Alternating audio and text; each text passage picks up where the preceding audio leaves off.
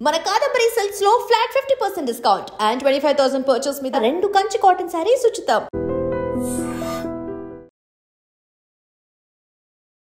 వీధి కుక్కల భయం వెంటాడుతోంది. అనకాపల్లి జిల్లాలో ఓ మహిళపై వీధి కుక్క దాడి చేసింది. విచక్షణారహితంగా దాడి చేసి తీవ్రంగా గాయపరిచింది.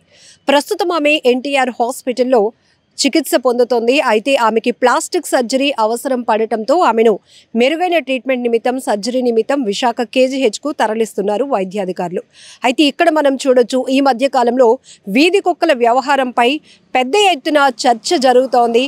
కొంతమంది వీధి కుక్కలు అంటే మూగజీవాలకు కూడా వాటికి హక్కులు ఉన్నాయి, వాటిని కాపాడుకునే పరిస్థితి మనపై ఉందని కొంతమంది ఫైట్ చేస్తుంటే, అయితే అంత ప్రేమే ఉంటే ఈ వీధి కుక్కలన్నీ తీసుకెళ్లి మీ ఇళ్లలో పెట్టుకోండి, అవి మనుషులపైన చిన్న పిల్లలపైన విచక్షణ రహితంగా దాడి చేసి చంపేస్తున్నా కూడా మీరు ఇంకా వాటిని రక్షించాలి అని ఫైట్ చేస్తున్నారు అంటూ మరొక వర్గం. అలానే వీధి కుక్కల విషయంలో సుప్రీంకోర్టు తీసుకున్నటువంటి డైరెక్షన్, ఇవన్నీ మనం ఈ పెద్ద చర్చ నడుస్తూ ఉండగానే ఎక్కడికక్కడి ఆ ప్రాంతం ఈ ప్రాంతం అని లేదు, వీధి కుక్కలు విచక్షణ రహితంగా మనుషులపై విరుచుకు పడుతూ తీవ్రంగా దాడి చేస్తున్నాయి. కొన్ని చోట్లయితే చిన్నపిల్లల్ని కొరికి చంపేస్తున్నటువంటి దుర్ఘటనలు కూడా మనం చూస్తున్నాం. సోషల్ మీడియాలో కొన్ని అయితే సీసీ ఫుటేజ్లో కనపడుతున్నటువంటి దృశ్యాలు, ఆ వీధి కుక్కలు మనుషులు అలా రోడ్లపై నడుచుకుంటూ వెళ్తున్న వారిని వెంబడించి ఎలా అయితే దాడి చేస్తున్నాయో, అలానే 2 వీలర్స్పై వెళ్తున్న వారిపై కూడా దాడి చేస్తూ కరిచేస్తున్నాయి. ఆ తర్వాత వాళ్ళ పరిస్థితి ర్యాబీస్ వ్యాధి సోకి వాళ్ళు ఎలాంటి ఇబ్బందులు పడుతున్నారో కూడా మనం కొన్ని దృశ్యాలు సోషల్ మీడియాలో చూస్తుంటేనే తీవ్రంగా మనసు కలిచివేస్తున్నటువంటి దృశ్యాలవి. ఇప్పుడు ఇక్కడ అనకాపల్లి జిల్లా కోట్ని వీధిలో శ్రావణి జ్యోతి అనే ఒక మహిళ ఇంటి బయట తను ఇంటి పనులు చేస్తూ ఉండగా ఒక్కసారిగా వీధి కుక్క ఒకటి ఆమెపై విచక్షణ రహితంగా దాడి చేసింది. మొత్తం ఈ పార్ట్ అంతా కూడా తీవ్రంగా గాయపరచడంతో అక్కడ శరీర భాగాలు కూడా పూర్తిగా ఛిద్రమైనటువంటి పరిస్థితి కూడా కనిపిస్తోంది. అందుకే ఆమెకి ప్లాస్టిక్ సర్జరీ కూడా అవసరం అవుతుంది. అయితే ఇక్కడ మరింత భయాందోళన వ్యక్తమయ్యే పరిస్థితి ఏంటంటే, ఆ మహిళను కరిచిన కొద్దిసేపటికే ఆ కుక్క అలా అక్కడ చనిపోయినటువంటి పరిస్థితి. దీంతో మరింతగా బంధువులు ప్యానిక్లోనికి వెళ్ళిపోయారు.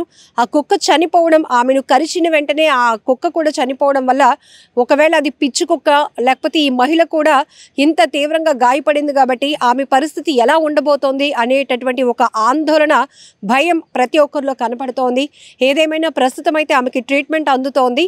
మరొక వైపు అదే అనకాపల్లి జిల్లా శారదానగర్లో ఒక 6 సంవత్సరాల బాలుడిపై కూడా మరో కుక్క దాడి చేసి తీవ్రంగా గాయపరిచింది. ఆ బాబు కూడా ట్రీట్మెంట్ తీసుకుంటున్నాడు. ఇక్కడ ఇంతకు ముందు వరకు మనం ఒకటే, వీధి కుక్కలు ఉన్నాయంటే దొంగల భయం ఉండదు, ప్రశాంతంగా పడుకోవచ్చు, అందుకే వాటిని గ్రామ సింహాలు అని పిలిచేవాళ్ళం.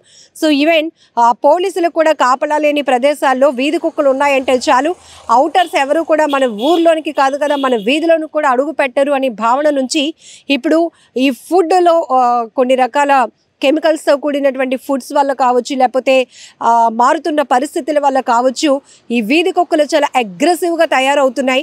ఎవరైనా కనపడితే చాలు వాళ్ళ మీద పడి కొరికేయాలి అనేటటువంటి ఒక అగ్రెసివ్నెస్ వాటిల్లో కనపడుతోంది. విచక్షణ రహితంగా దాడులు చేస్తున్నటువంటి వీధి కుక్కల్ని చూస్తుంటేనే తీవ్రంగా భయపడే పరిస్థితి వస్తుంది. ఎందుకంటే చాలా చోట్లయితే అలా నడుచుకుంటూ వెళ్తున్న పిల్లలపైన కూడా అవి దాడి చేసి కొరికి చంపేస్తున్నాయి. కొన్ని చోట్ల తీవ్రంగా గాయపరిచేటటువంటి పరిస్థితులు ఉన్నాయి.